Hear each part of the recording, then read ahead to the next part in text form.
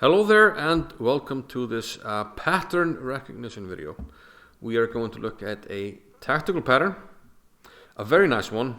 I've kind of had it in my mind for a while. I wanted to do a video on it, but didn't have enough examples, so I just went out and I got them. I got the examples, I did it, yeah, okay. Anyway, I actually ran across a number of examples of this theme in an old chess book I recently found, but they turned out to be flawed, all of them somehow, but still good examples. So we'll have a look at them. I also struggled to find a name for this theme, so if you have a suggestion, let me know. But for the time being, I am going to call this the reverse fianchetto decoy. And well, I guess you'll see why. Because this is sort of the skeleton of the pattern. We have a very nice placed knight here and a very nicely placed bishop. And these pieces together, with or without the black h-pawn here, they actually put the black king in a prison. It has no squares. And this configuration, especially when the e8 square is either under attack or available, means that the move bishop g7 is very forcing. The only available move will be to take the bishop, and I call this the reverse fianchetto because it's the opposite side that's fianchettoing its bishop in your territory, so it's kind of like an opposite, reversed fianchetto, if you will. And it's a decoy, because if the king takes, then we lure the king here, and now we find the fork. So very important in this theme that we have a big piece on c7 or d6 to be able to pick up the win here. And I added these pawns just so that the position is winning, so king somewhere and the pawns win, just to demonstrate the theme. So now first let's have a look at the examples I found in the old book. And it was quite funny because there were 3 of them, but they were all kind of flawed. So this is the first one. It's black to move. And the flaw here is that, okay, it's black to move. I encourage you to pause it, try to find it, but maybe with, pause and try to find the best move. But I'll tell you that the best move is not what I'm looking for. The best move is actually queen c5, but that's not what I'm looking for. And the idea here is that after the trades, the lines are actually quite nice. We have to give a check here, otherwise it doesn't work. We have to take, and this hangs. And bishop g1, and now we take on g1. And there's actually like a counter trick if you play rook h1. This is the best move if you play rook h1. Actually, this is winning, because now if we take this, there's bishop takes a7 check, and you win the rook.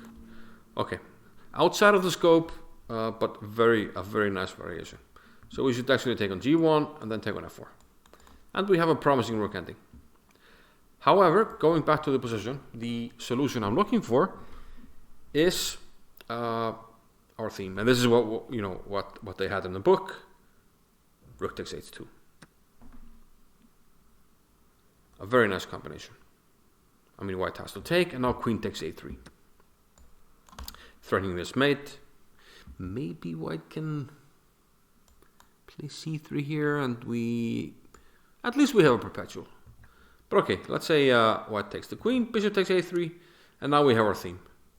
King b1, knight c3, and the king to the corner. And now we have this cage, and the king is boxed in. And from here we can administer the reverse fianchetto here. Bishop to b2, and then the decoy is finished. And we can either take on d1 in this case, or land a check on d1 when hopefully there's a big prize at the end of it, and certainly that's the case here. Now, we're only up 2 pawns. White can take and probably win the pawn, but maybe the endgame isn't like fully clear, but still a very nice pattern. But like I said, these old examples, they're not all working.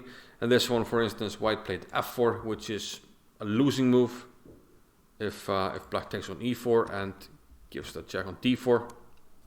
We can certainly take this, but queen b6 will pin the queen. And black will be up the exchange.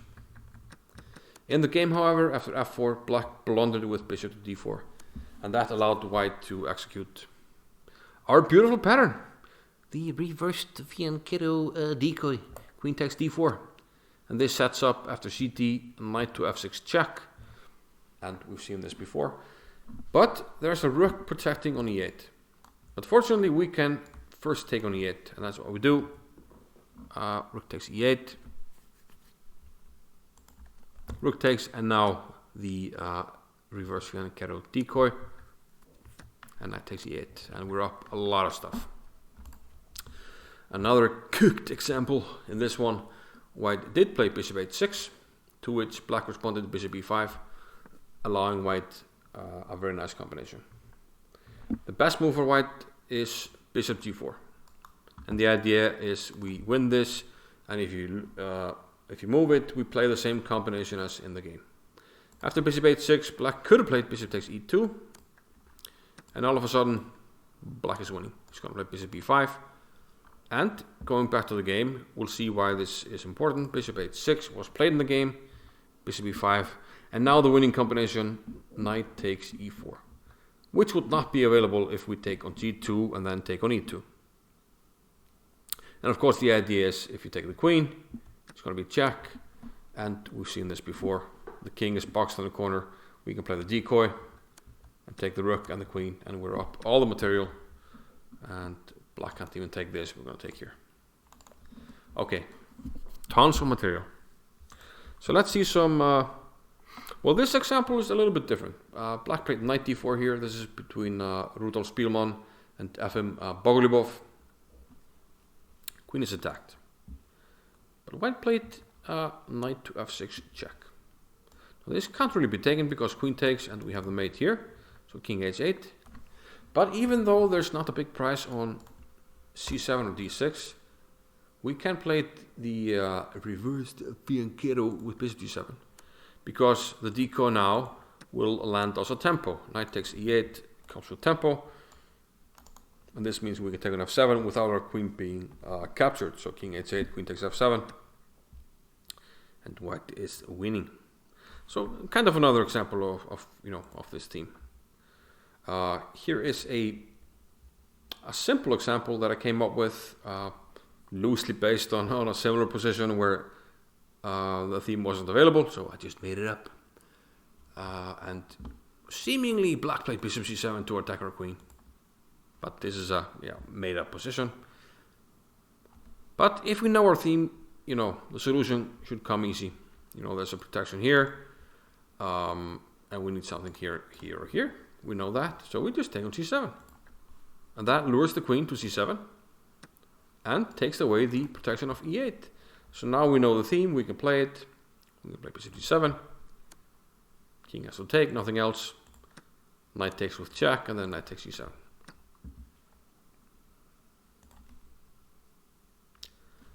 Here is one of the finer examples I found of this theme. It's white to move. And I did show this example to two of my friends, and they're both titled. They both agreed it's pretty nice, but they solved it quite quickly. And why? Because, well, number one, they're strong, they're titled, but number two, they had seen this theme before, and they were aware of this theme. And that's also, how it works. The stronger you are, usually you have a good pattern recognition, better pattern recognition than somebody 200-300 points below you. So they were able to solve this. Bishop takes d5, counterintuitive, giving up the strong bishop. And the idea is queen takes, there's knight f6, comes with check. So we have to take with a pawn, and now the super strong queen takes c7. This is a game between Gert Lichtering and Ludwig Pachmann. In the game, Pac-Man took on g7. He could have taken on e4, but the queen is going to come to f4. And the weaknesses here are just overwhelming. White is coming to the c file. You can never leave f6, you can never leave e5 because then the queen will land here or here with a mate, and you can never play rook c8 because I will chop it off, then come to f6 and give the mate. So the rook will land on c7 and black is just basically toast. So in the game he played queen takes c7, but then we can execute our pattern, which should be familiar by now. Knight f6, king has to go to the corner, and now first we have to take on e8, and Pac-Man resigned, realizing that after this, check, and then takes, he's going to lose a rook. Another cooked example I made up, just to show you that, you know, if the square is covered, you know, maybe there's a tactic that frees the square, and we can set up our pattern, and we can do that here. Okay, there's a bishop on g7, there could be no piece here, it will work all the same. It's actually more beautiful if there's no bishop here, but here we can take a bishop and then give the check. And note, you know, the super strong knight here, just like in the Arabian mate, it just takes so much away from the black king that, you know, it has no options, and here, I'm going to take this and win. So, having seen a lot of these examples, a position like this becomes easy because you know what you're looking for. If I showed you this, like, you know, a cold open, you know, solve this, I think it will take you a lot more time to figure it out. But now you know the pattern, and I guess you will find queen g2, right? Knight takes, knight f3. Now, the difference is he can go here because there's a knight blocking this, but then we have mate 1 because of the pin. So we go to the corner, but it's all the same. Bishop takes g2, followed by picking up this and this. Let's, what should we end with? I have 3 more examples, maybe too many, but you know, it's a good pattern. This one, after knight takes e4, black played knight c2. His knight's in trouble. Actually, there's only one move that doesn't lose. That's a different story, but black played knight c2. Not the best move, and white played queen a4. And now black's in trouble. He took an f4, but this allowed white to finish it with our pattern. How did white finish the job? Go ahead. You can find it. You can do it. Yes. Knight f6, king h8, and now, there are 2 rooks. What's going on? We can't play bishop g7, but we can play. Boom, you're right. Queen takes e8, and then the decoy is working. We take on e8. Actually, Shatushkin resigned. Rauf Mamedov played this with white. Beautiful combination, and he suffered too much material. Let's actually do this one. This is Evan Yu against Dean Ippolito. I think I played Ippolito when I was very young, and I played a match in New York in like 1990. He was like a very promising player, but I think he quit chess. So rook a2 e8 allows us to kind of use half of the pattern. There's no target on c7 or d6, but after this and bishop g7, we lure the king to g7 so we can take on e8 with check, and then everything works in our favor. If the king moves, we can take on e5. If rook takes, we take on d4 with check. Very important that it's check, because we're not going to get hit with the back rank. And we win. So the final example is from a game between Eduardas Rosenthaler with white and Bartosz Sotko with black. 2 players that I like a lot. Rosenthaler was my teammate for many years in the Westman Islands Chess Club, my former club, and Bartosz, a Polish player that I like a lot. I used to, look at a lot of his games in the French. He's very strong. And after 95 attacking the queen, Bartosz played a super nice move. He played a knight to d2. And this is super nice. He's threatening the mate, and after the forced complications, knight takes c6, knight f3 check. He utilized the pattern to perfection here. Bishop d2. The reverse fianchetto decoy, eh? Netting the queen. White will get this, but black will come up ahead.